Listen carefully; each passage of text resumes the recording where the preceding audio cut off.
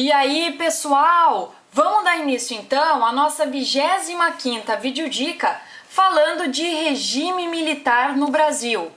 Esse período vai de 1964 a 1985. Quais são as causas? É como se fosse uma resposta política dos grupos conservadores brasileiros apoiados pelo capital estrangeiro que temiam uma radicalização política do período.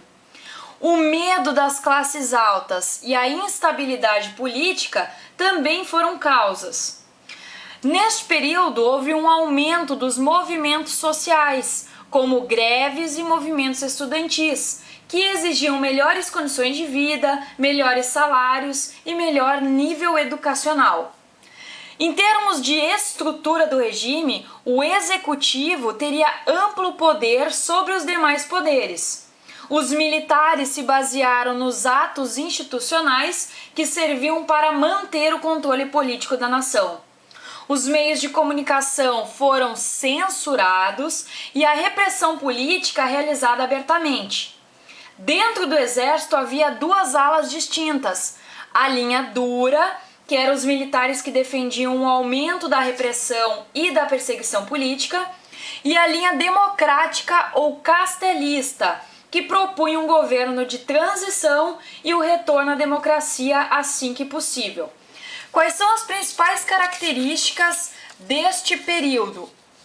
Havia uma forte intervenção do Estado na economia, a modernização dos setores da infraestrutura como energia, comunicação e transporte, abertura ao capital estrangeiro, expansão da linha de crédito e exclusão da classe social trabalhadora com a diminuição dos salários.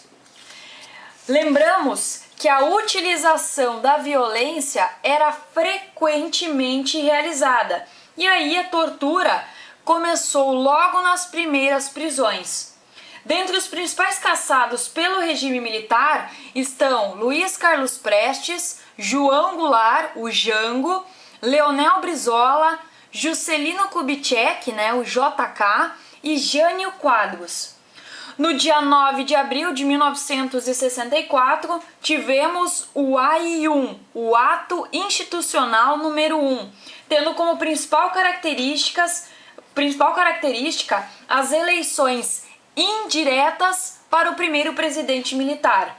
E aí vai começar o governo do primeiro presidente do regime militar brasileiro, chamado Castelo Branco. O seu governo vai de 1964 a 1967.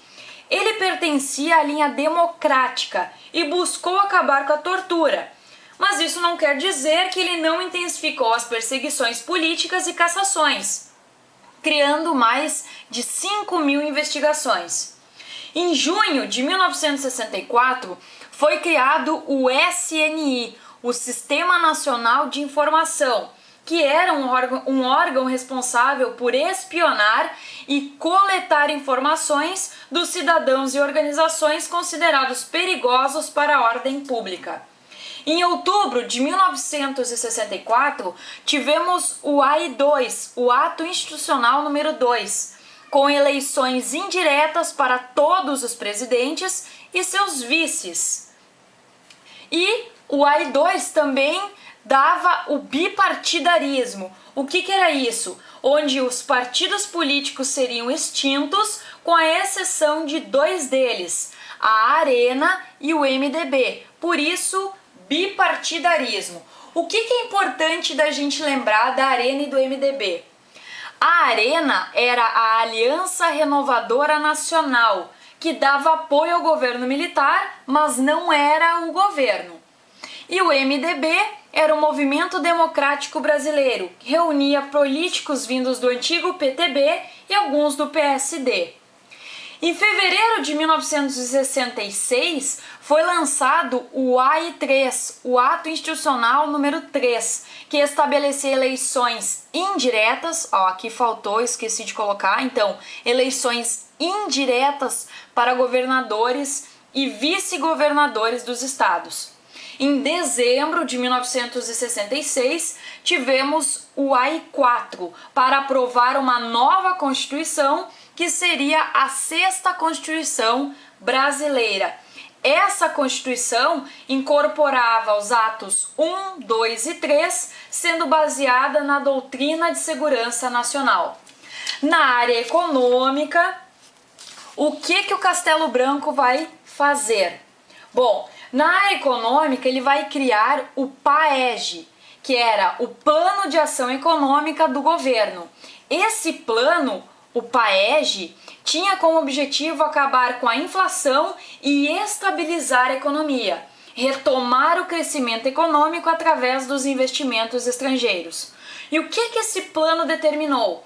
O aumento nas taxas e impostos públicos, o arroxo salarial, com a diminuição dos salários no setor público e a livre negociação no setor privado, concessão de vantagens ao capital estrangeiro, criação do fundo por tempo, no Fundo de Garantia por Tempo de Serviço, que era chamado FGTS, que deveria substituir a estabilidade no emprego.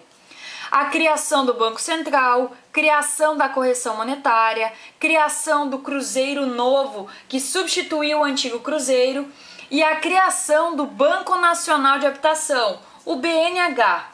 O PAEG vai conseguir diminuir a inflação e retomar o crescimento econômico, porém, isso só foi conseguido através da diminuição do poder aquisitivo da população mais pobre, devido à diminuição constante dos seus salários. Então tá, pessoal, eu espero que vocês tenham gostado e continuem acessando as minhas videodicas. Até a próxima, onde eu vou dar continuação aos presidentes do chamado Anos de Chumbo do Brasil. Até a próxima!